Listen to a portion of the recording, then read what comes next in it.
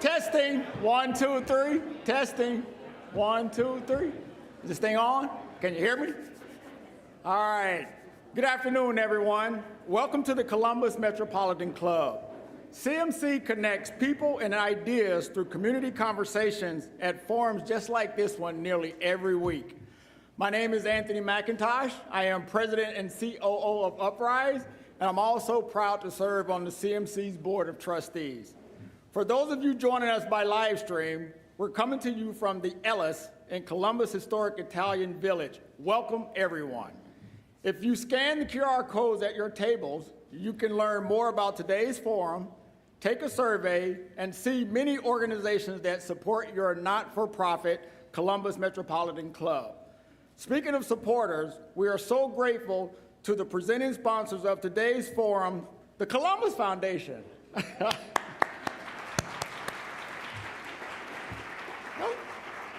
We could do a little better than that for our sponsors, guys. Come on, the Columbus Foundation.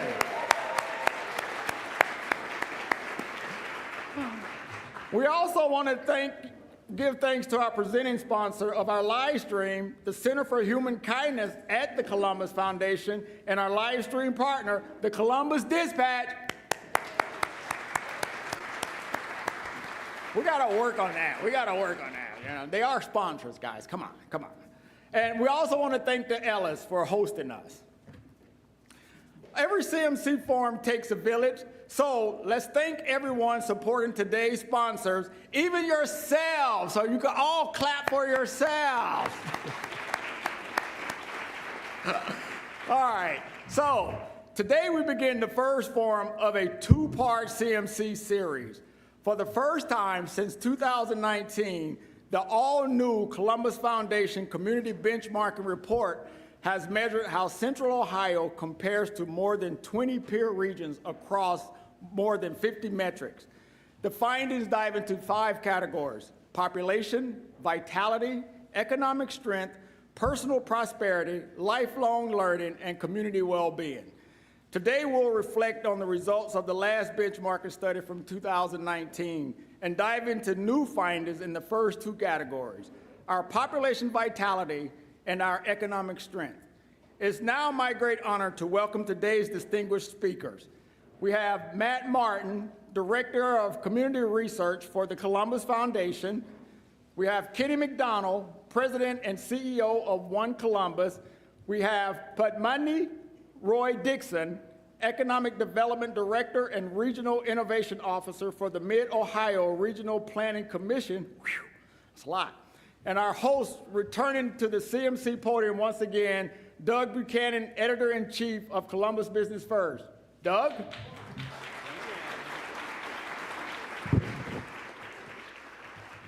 Okay, well, this kind of benchmarking study is catnip for the kinds of policy nerds who love CMC, so I think this is fantastic. We love this kind of stuff as well, so Matt and everybody who had a hand in this, appreciate you doing it.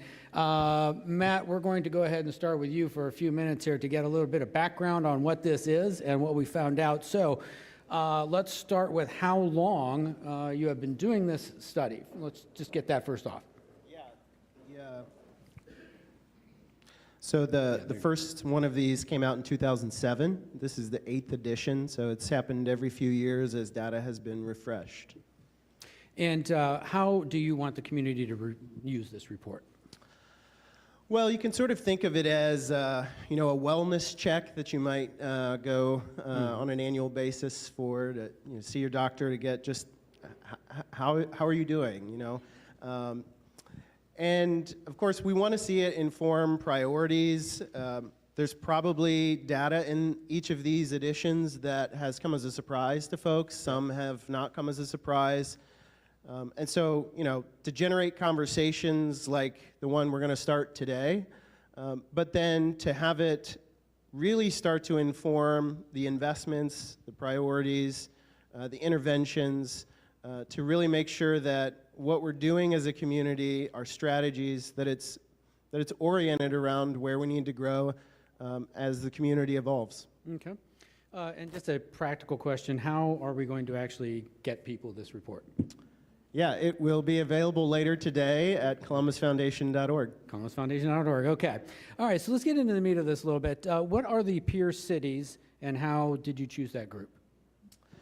Yeah, well, that's even something that's evolved throughout the series. You know, the regions that we would have thought of as our peers and comparison points in 2007, it's changed, it's evolved, it's grown. So it's now a combination of, you know, Ohio and Midwestern brethren, like Cleveland and Milwaukee, Minneapolis, Cincinnati, Louisville, Indianapolis, Nashville, but then also some of the similar communities in size or maybe growth trajectory.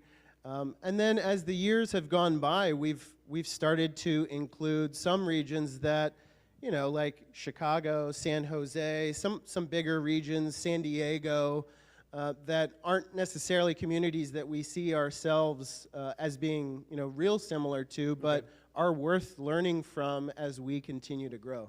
Okay. Kenny, how does the peer group that they've assembled, how does that fit with what you do at One Columbus? What do you consider your peer markets, and how do you benchmark? For the Columbus region, we have no peers, Doug, of course. We can stop right there. And first of all, thank you, the CMC crowd. Thank you to the foundation for doing this important work. I'll build on something that Matt said. When I first moved here, I think the first few years I moved here, one of these benchmarking reports talked about our infant mortality rate. And I happened to be in a room, it was a Columbus Partnership meeting, where it was presented. Maybe the world moved a little bit slower then. There was a big conversation about the report, and it spawned a conversation about how that was unacceptable. And now we have Celebrate One, and we have all the work that Celebrate One has done. I invite you to think about this report in that way. If something troubles you or something excites you in this report, there's ways to take action, to assemble allies and stuff, to have a real conversation about how to change something and then ultimately change some of the numbers. We're constantly looking at this data. Also, our clients are constantly looking at this data and presenting it to us.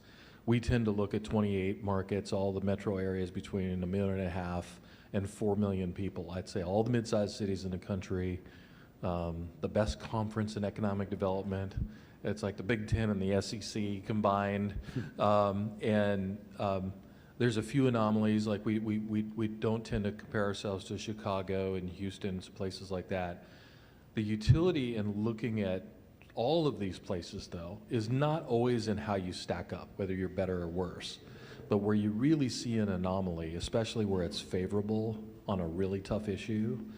What I would invite you to do is double click, triple click, and say, what are they doing? I mean, if somebody's doing something in homelessness or they're doing something in childcare or something, this should sort of bring that to light. And so really think about why numbers are good or bad. There's usually a very good reason. And it's probably something the community is either doing or not doing to make those numbers what they are. And I'm proud of it. When I look at the whole report, I'm really proud of how we stack up overall on most of these rankings. And then finally it's pretty convicting when you look at some of the data points and shows the hard work that we all have to do to make the community better. Okay. Padmini, can you talk about how you can use this data both in your role and at MORPC in general? So I think that the report highlights that for all the positives that are happening for the region, there are also areas where we need to be doing better. A common question we ask ourselves at MORPC is, how can the region grow better as it grows bigger? We know the region is growing. We are on track to add 3.15 million residents by 2050. But we also know through data that three-fourths of that growth is going to be driven by migration, which means people moving into the region from other parts of the state, other parts of this country, other parts of the world. And I think that behooves us as practitioners, as elected officials, as leaders, to create a region that is welcoming for all, and also puts in place the infrastructure that is needed for the region to be consistently an attractive place to live in. And here I'm going to give a shout out to MORBC, not just because my boss and my boss's boss is here, but also because I believe in the work they do, which is we are laying that foundation for growth by implementing strategic initiatives around transportation, housing, air quality, energy, economic development, and which creates this environment which is not only accommodating the growth that's happening, but also helps create an environment that's sustainable and benefits everyone in the region. Okay. I have some specifics from the first couple of sections of the report that I wanted to go over, but I'll just start with each of you. Matt, is there one finding in particular that surprises that you wanted to highlight? Yeah, well, I would just echo what Padmini just shared and point out that we're maybe the most internationally diverse in terms of our immigrant and refugee population. Okay. It is maybe the most globally, ethnically, linguistically diverse among the cohort. Okay. And half of our immigrant and refugee population has arrived in the last 10 or so years, and so it's recent and it's diverse, and I think that speaks volumes to the kind of place that we can become if we channel that into a competitive advantage in the economy and in our culture. Okay. Kenny, how about you? I think when I look at this, 2019 was the last time we did it, right? It's been kind of an interesting 5 years. And so could we, I'm actually more interested in trajectory than I am the data point itself, because we kind of are where we are after that last 5 years. There's a bunch of stuff that I think we should be really proud of. I think that there's also some things that are a little perplexing as someone who's working and sees the work that goes on in the community to work on some of those stubborn numbers that we can't seem to move. Because I know some really great and innovative work is happening, and my thought is I wonder if it just hasn't, maybe it's not quite at the right scale yet.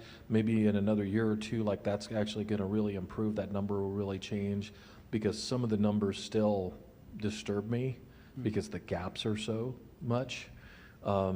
And then I look at those growth numbers, and my immediate thought as a person who I don't think growth heals all, but it sure heals a lot of wounds, is what if it wasn't happening?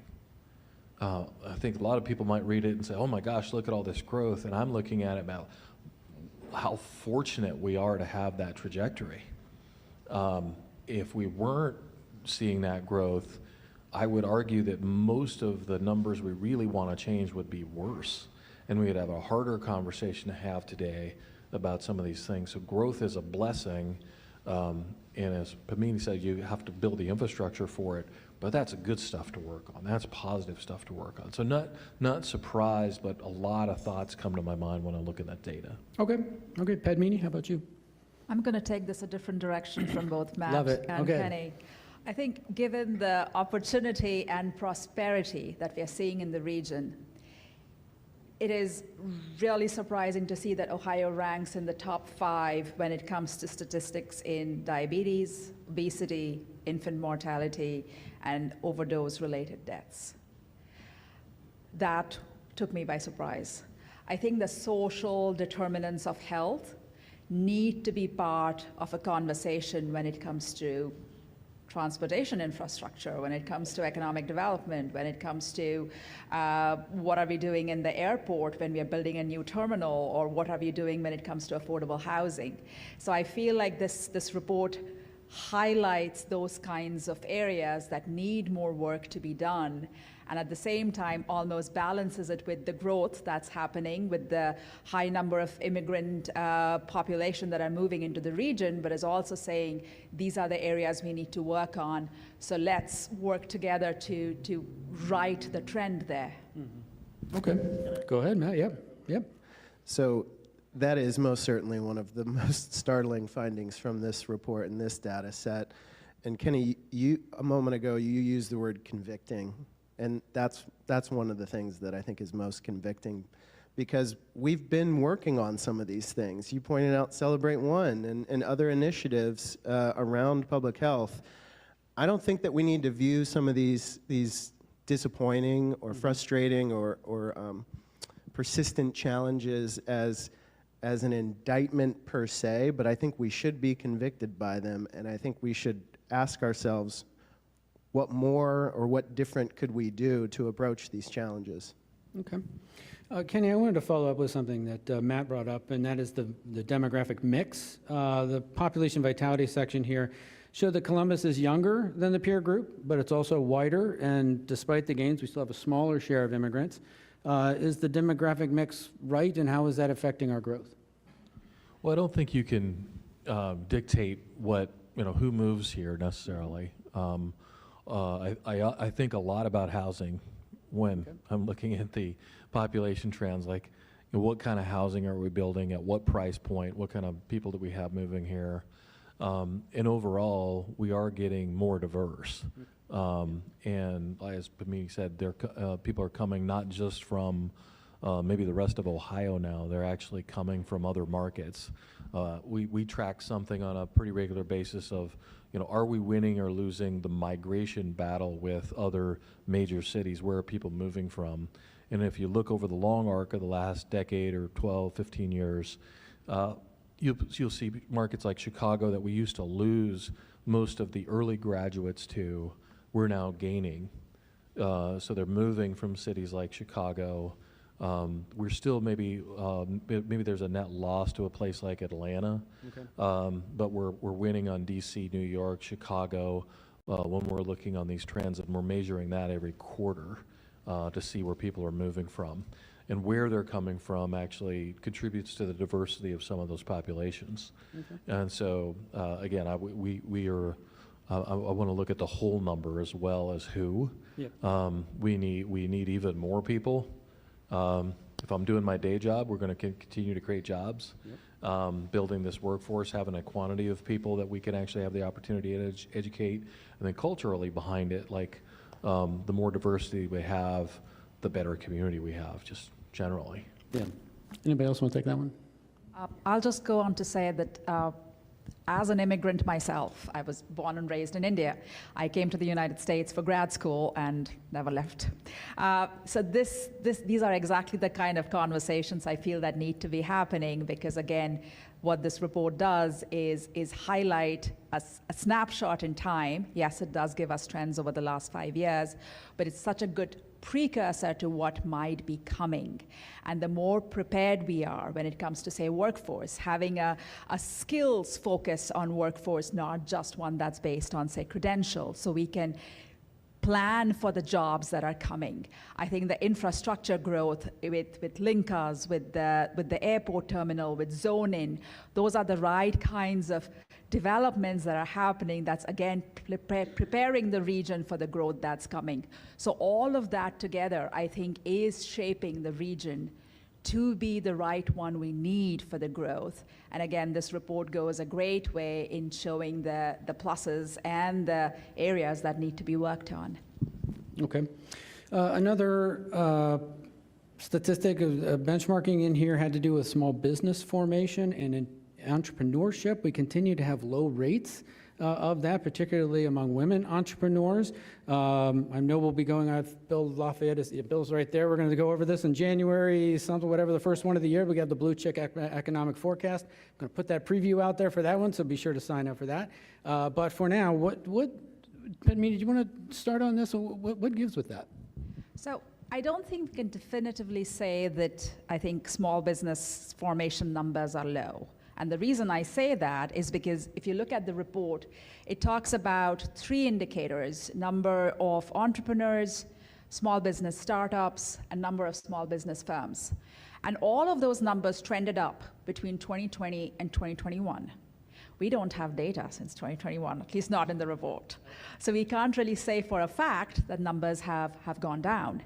I think in looking at successful cities around the country that have a strong small business sector, some of the common variables you see are a competitive tax environment, density in co-working spaces, low cost of living, an educated, talented workforce, and a thriving investment ecosystem.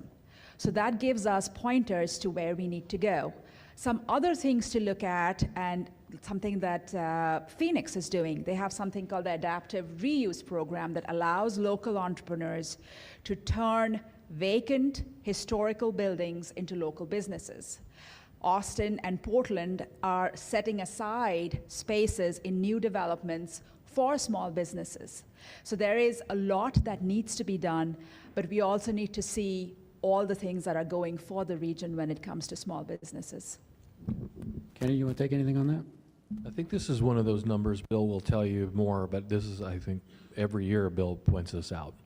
And so there may be other things that kind of you don't think are connected to this.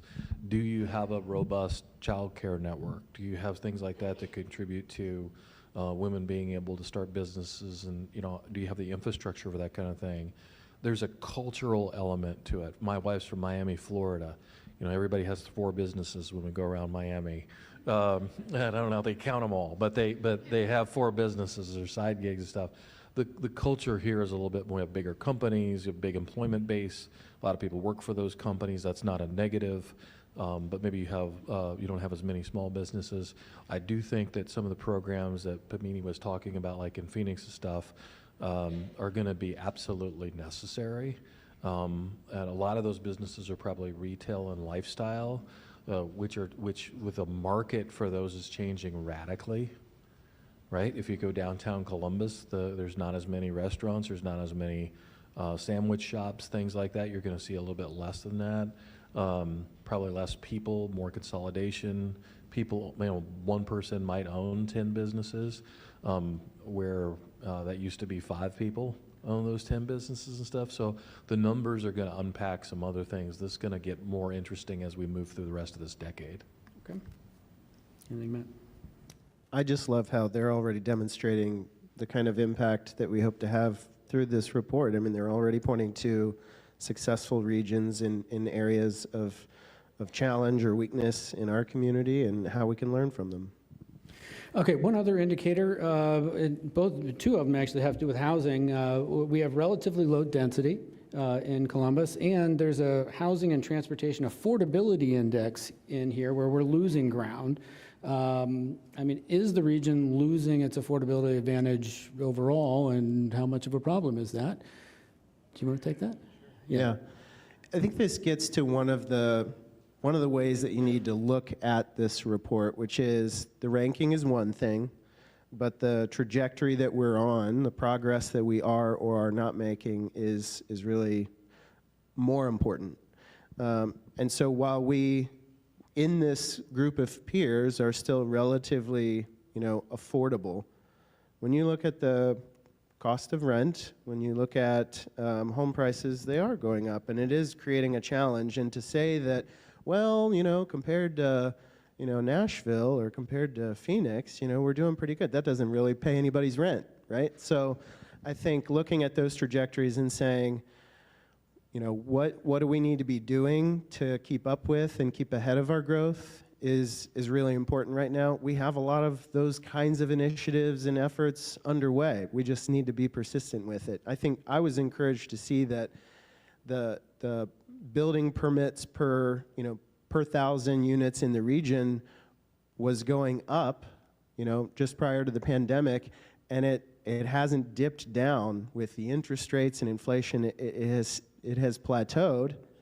but that's something that we need to be persistent in. Some of these things, the public health things, our housing things, keeping up with our growth, these aren't 1 or 2 year strategies. These are decade-plus strategies that we need to be persistent about. Kenny, how about you on that? Well, affordability is something we've built into the framework of the Columbus Partnership as one of the 4 areas that we think we have to be really focused over the long term. I use the word affordability because it would be easy to say housing, which is the biggest component of this, of somebody's monthly bills. But it's usually housing, childcare, And I do work for a business organization. I'll have to bring up taxes. They're a component of affordability as well. We're a region on the move. We're moving and building big things. We're building infrastructure. We're trying to keep up with our growth. And so that all costs money. And someone has to pay for that. I would argue that we can probably do a better job of planning this and taking a hard look at what mortgages are we paying off? How do we actually put some things on the plate so that we can actually handle them in the future? Let's really knuckle down, knowing that we're not going to quit growing, right? I mean, he talked about it. Morpsey predicts this all the time. Okay, we know what tomorrow's newspaper is going to say. That's plan for it. We're going to have more people coming. They're going to need houses. They're going to need infrastructure. Let's pay for it, but maintain our affordability. Last thing I'll say about affordability is, like it or not, it's more important here than it is in other places. Most of these cities that we love to visit and are known for their mountains and their beaches, and or even cities in Europe and stuff like that, folks, they're not affordable. I mean, there's some, I could just go one after the other, like, well, these are really challenged markets for affordability. They continue to attract a lot of people because they're really great places, or they have unbelievable economies, and there's some really interesting stuff to do. We have to balance the fact that people will flock to this market for different reasons, but they do come to the Midwest and to the Columbus market because we have a great economy and we're an affordable place, so that you can actually put that, your dollars will go a long ways, right? You can live in a home, not an apartment. You can access things within 20 minutes and go to concerts and stuff like that. Try doing that in some of these cities where more and more of your bills are going out the door before you ever have any discretionary income. It is a core part of our value proposition, and so I worry about losing the affordability battle more than I would if I was running the San Diego Regional Alliance or something like that, right? And that doesn't mean this isn't a beautiful place and a great place to live and everything, but mentally, we're people that are going to make that move. It better be affordable, because the expectation is that we're affordable. If I could Go add ahead, to yeah. that. Yeah. The affordability point that Kenny made is so vital. The research that Morpsey has done shows that the home prices in the last 6 years, 2017 to 2023, have gone up 57%, while income has only gone up 29%. You can do the math. Things are not going to be affordable if we don't take measures right now. So again, going back to what this data shows us is that, yes, these are pressing challenges, but we are also more affordable right now than cities on the East Coast and the West Coast, which almost, with the population in the middle of the pack growth that Columbus is seeing, that gives us that breathing space, that extra time to work on this problem. And I feel like when it comes to housing, so many of us are involved in those conversations, and I feel like more and more solutions need to be on the table, so that we are not just looking at it from a single lens of, is it a small housing, is it a single family housing tax credit, or is it mixed use developments? Let's talk about density. Let's talk about how density reduces the cost of building houses, because now you're condensing all the growth in one area, and communities can still have a different character if they want a rural character or whatnot, the land that's not been used to build houses.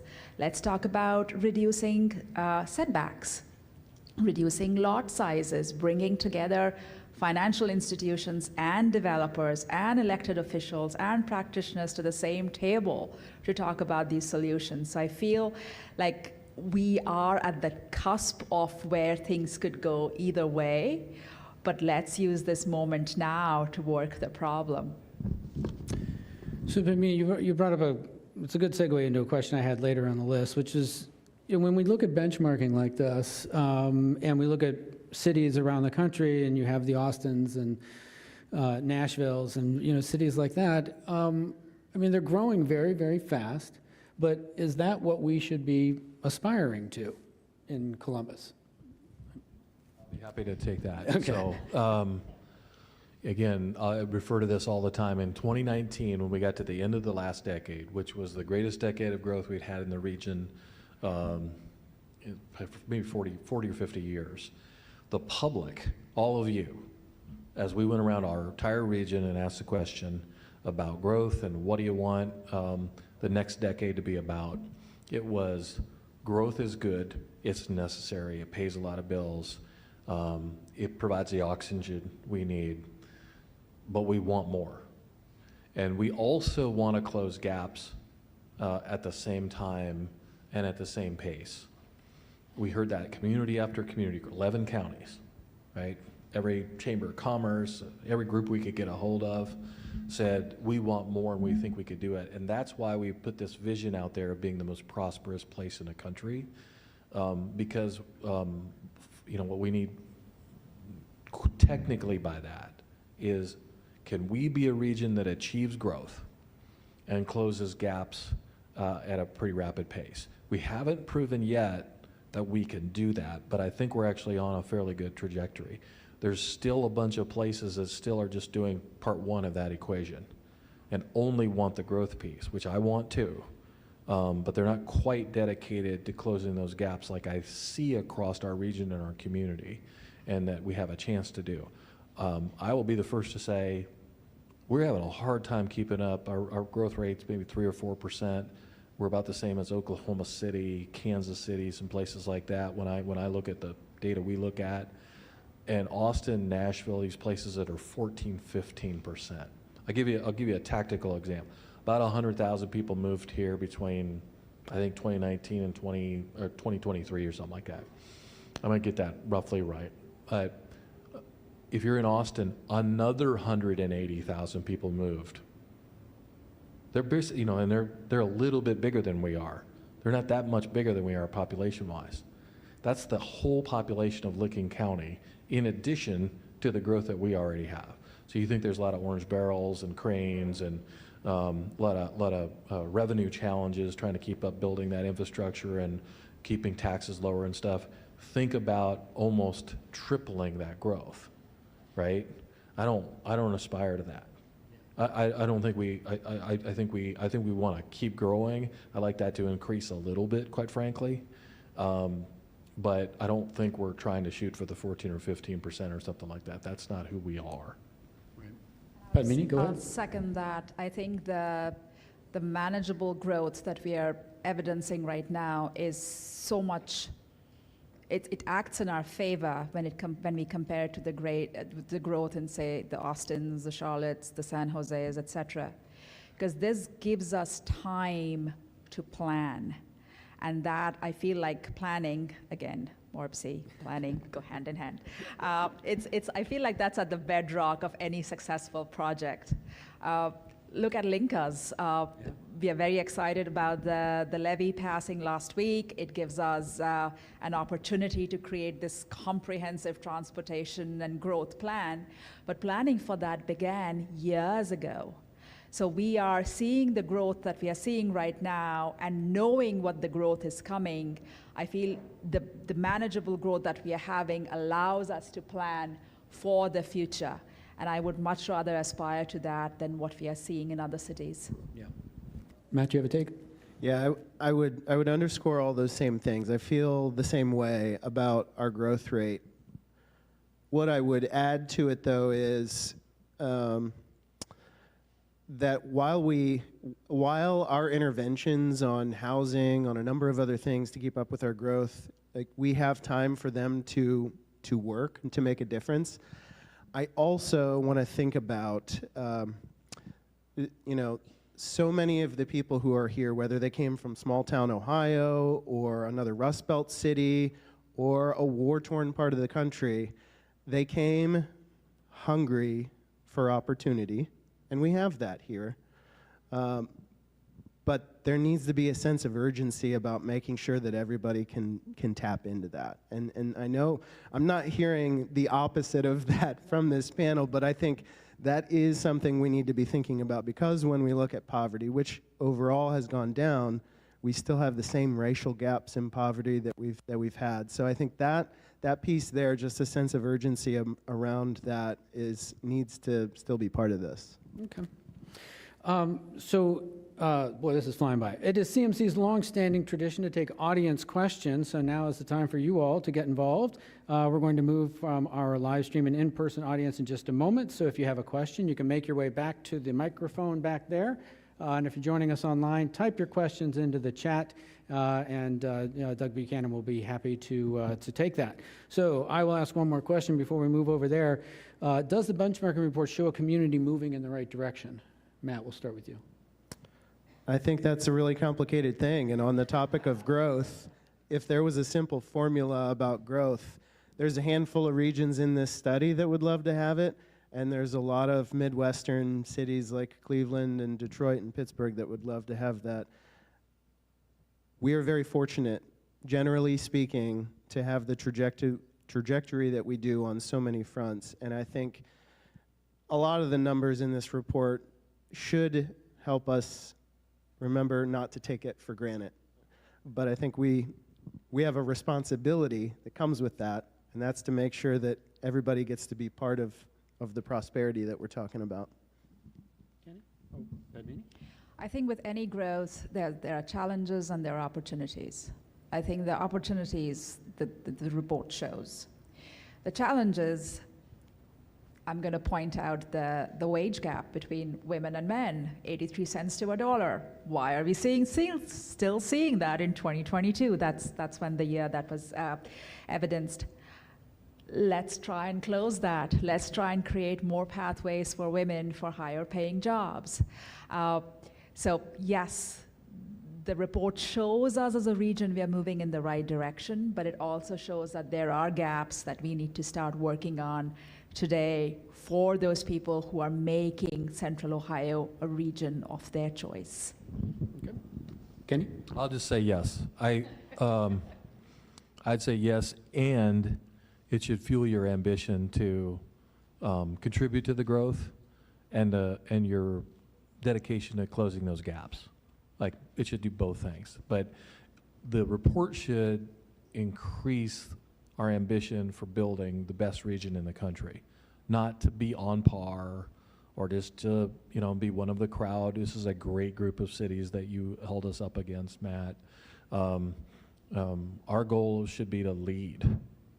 And not just read a report, fold our arms and say, I hope they work on that, whoever they are. If we think that's elected officials or we think that's other leaders, it should be, that's interesting. I want to do something about this specific thing that I'm most interested in, and I'm willing to raise my hand, serve on a board, do something extra, support others that are doing maybe some of the great work and need some more resources. That would be my answer. Okay, great.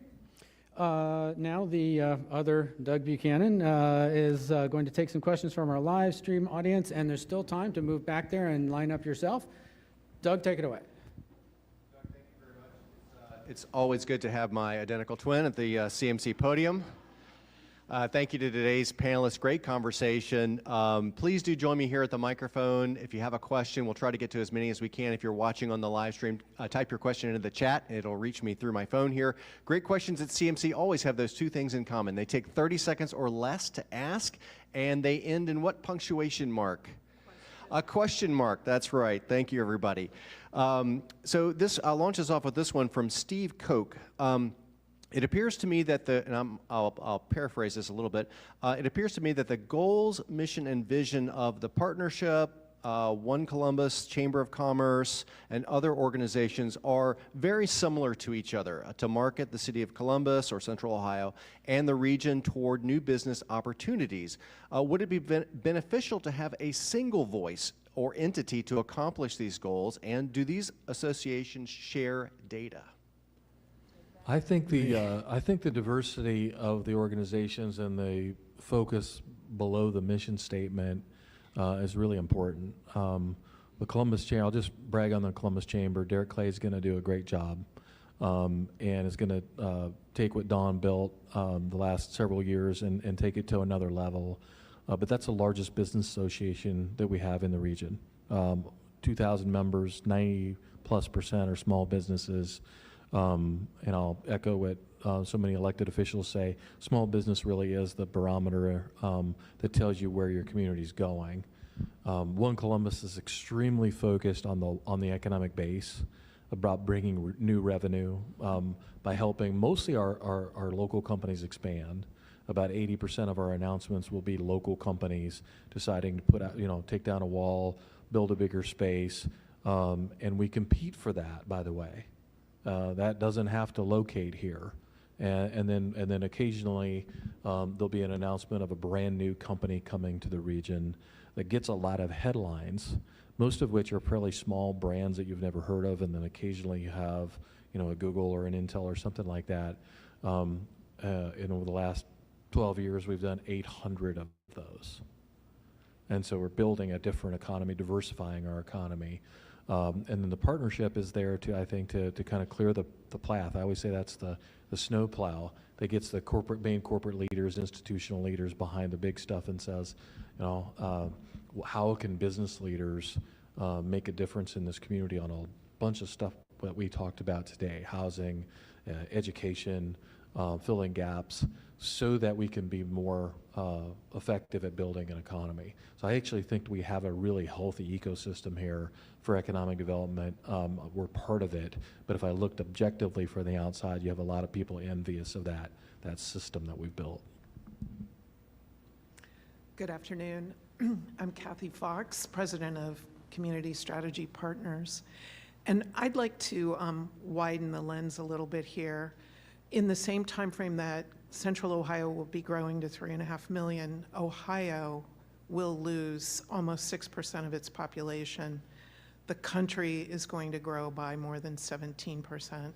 So we're the capital or the center of a declining state.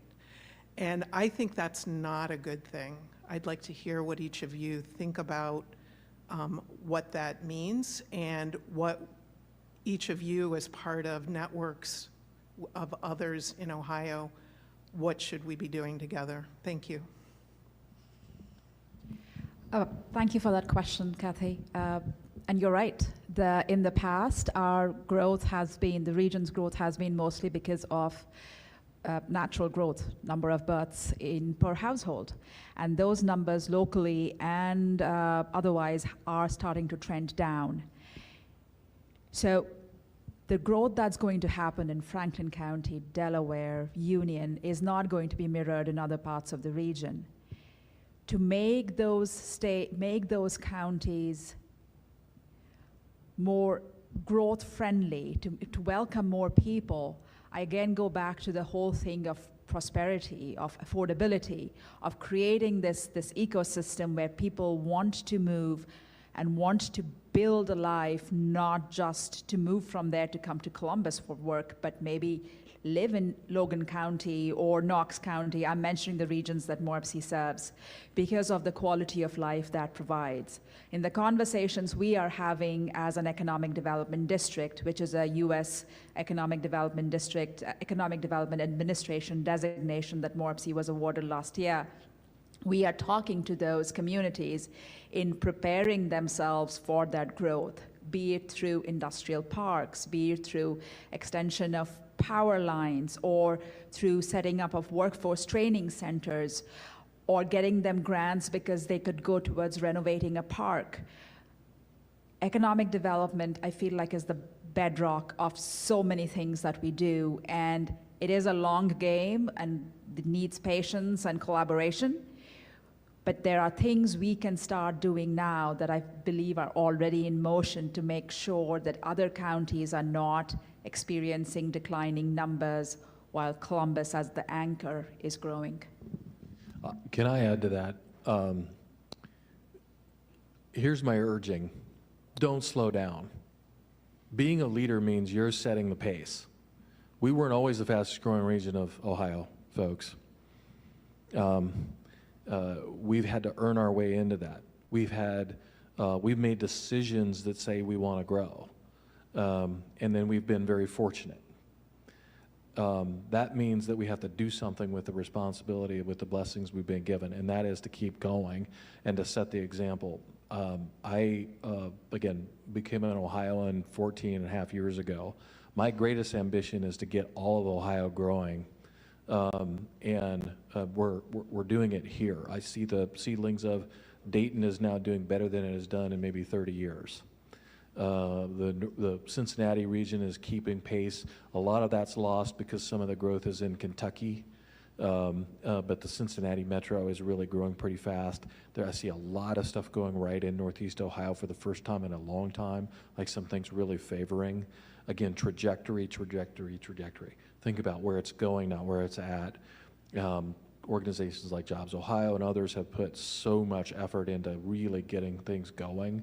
We could be on the precipice of getting all of Ohio growing, but we're going to have to continue to do some stuff that Doug and I were talking about this morning around energy and things like that.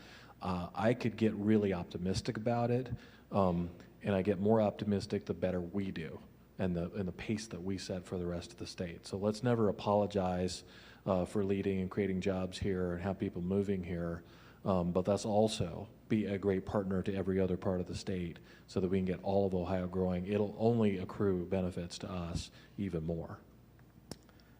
I would add that, you know, people have been moving here for reasons, right? And those are things worth continuing to pursue. But to your point, Kathy, I think it points to how we need to recognize the linked fates of the capital city and its state. And I think a practical way to think about that is through things like passenger rail. When we talk about that, that isn't just a transportation initiative.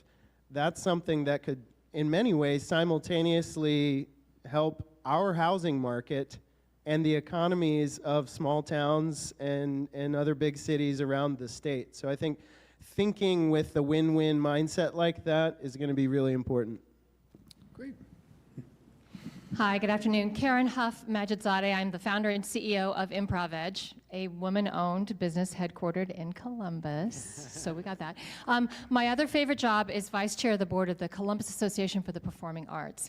And I spend a lot of my days thinking and talking to people about how do we attract and retain and grow the arts that we have, but also attract new artists to the area.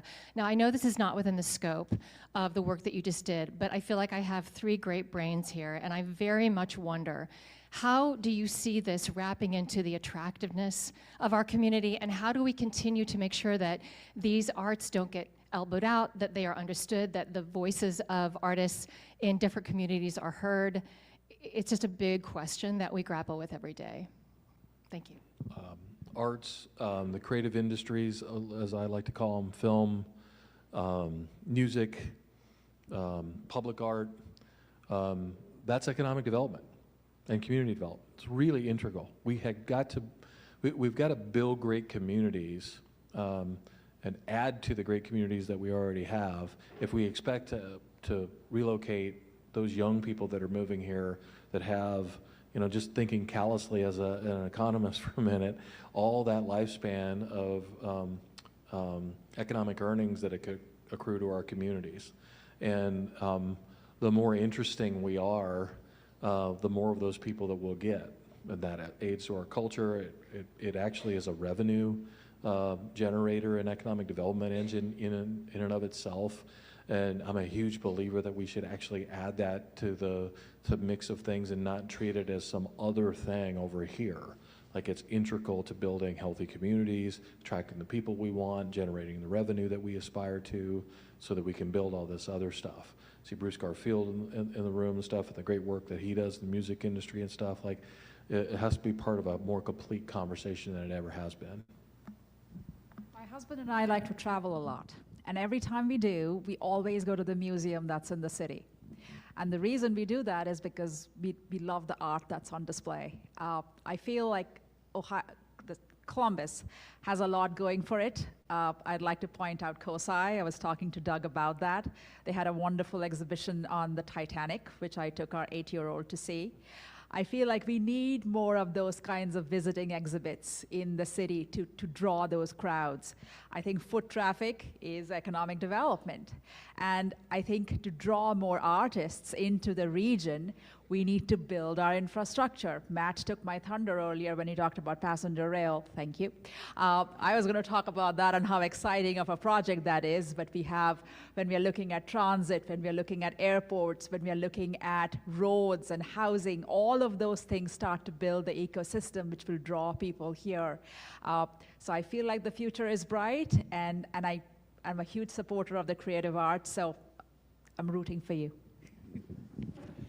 We have about 4 minutes left, and we'll try to get to 2 more questions. All right, thank you. I'm Robert Shenton, lifetime member of CMC, and here representing the Ohio Chamber of Commerce as well as Music Columbus. And Karen, you stole my question. Well done. But that said, when you look at Austin and Nashville, one of the secrets of their growth is the creative class and the creative economy, which I think we can do a lot more here. So, new question though, I'll go with the Chamber of Commerce question of taxes. What do we have to do in Central Ohio when we look at the tax structure, whether it's property taxes, sales taxes, city income taxes, to make this a more competitive tax market to draw more people in? I'll take that easy question, Robert. Plan, right? The world has happened to us for the last 5 years. I said, this last 5 years, just lots of stuff going on. Maybe we've been backpedaling a little bit. I think we got to take a deep breath and take a really interesting look at the next 10 years. If you believe that we're going to continue to grow at this pace, or maybe even pick up that pace a little bit, we're going to have to build infrastructure. We're going to have to build police stations, schools, firehouses, all the things that make up the fabric of our community if you look at any place around the world. And it all costs something. In fact, it all costs more than it used to, right? And so it requires more careful planning than it ever has before. I would argue that we need more public debate on that. What are the kinds of things that our residents actually want to see? What do they value? And then I think as leaders, we've got to talk about the value of doing those things, and remind everybody that it's our generation's turn to do this. Look around your communities. See Rick Platt in the audience from Licking County. If I go to Lancaster, if I go to Delaware and stuff, I see buildings and infrastructure that was built by a generation or two before us when times were really good in Ohio. And they built stuff, and they built the schools that our kids go to, and things like that. Well, we have this surge of growth, and we have this revenue, and we have these possibilities now. When we look in the mirror, what are we doing to build that kind of stuff? And how are we going to pay for it without burdening, the next generations, so that we bury them in financial obligations? We got a lot of work to do on the planning side of this. We got some great public partners to do that with. The business community has to be front and center at that table, though. We're going to take one more question. I guess I'll get the last question. My name is Grace Lane. I'm a data scientist at work, and I also volunteer at the Ranked Vote Ohio, which tries to bring ranked choice voting to Ohio. So my question is about those political influence, the impact on our regional growth. For example, Ohio is the most gerrymandered, one of the most gerrymandered states in the country. And in the past issue 1, we can clearly tell the ballot board does not even hide the bias to create a ballot language, which is opposite from what the issue is trying to do. So I don't want to get into those details, but I saw some research saying those biased political environments may create more chance of corruption, like what we had for the 16 million by bribery, and also may trace some talents away from the region. So my question is, does Columbus Foundation, in your report, also do research on the political influence, political impact on our regional growth? If you do you actually see any impact? Thanks. There's a lot of good things there.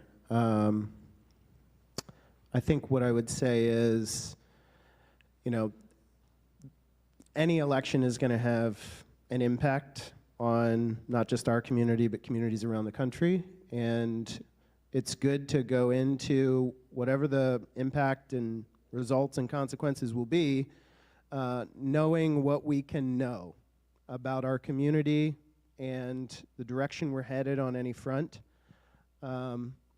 I would say on the topic of corruption, that's maybe something worth bringing up, and it's something that, Doug, as you know, the journalism industry and what's happening to that industry, it really matters. I mean, that's why we've invested as a foundation in nonprofit journalism to help make sure that there's coverage and attention being paid to our political landscape at all levels.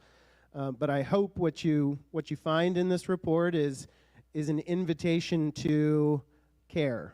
I mean, that's what underlies all of our investment in community knowledge, our grant making, and our support for donors, is an invitation to care for your community and to focus on these things that stand out as needs in our region and beyond. Great. Okay, well, we always say that we wish we had more time, and in this case, we do have more time next week. So please come back for part 2. Matt will be back with another expert panel, and for now, I'm going to turn it over to Anthony.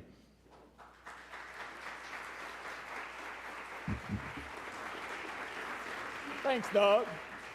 Thanks, everyone. I found that very informative, as well as I'm sure all of you are like me and ready to get your hands on the information, right? Everybody's ready for the data now, right, to see it. So thanks, everyone. I want to thank the Columbus Foundation for being the presenting sponsor.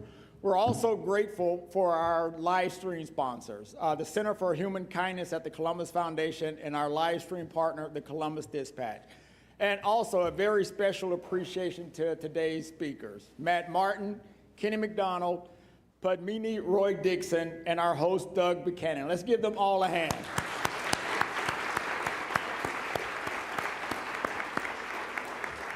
And as Doug mentioned, next week is the sequel, right? So please plan to join us for our Benchmarking Central Ohio Part 2, which continues right here at the Ellis next Wednesday. So with that being said, thanks to everyone for joining. Hope to see you all next week, and have a great week.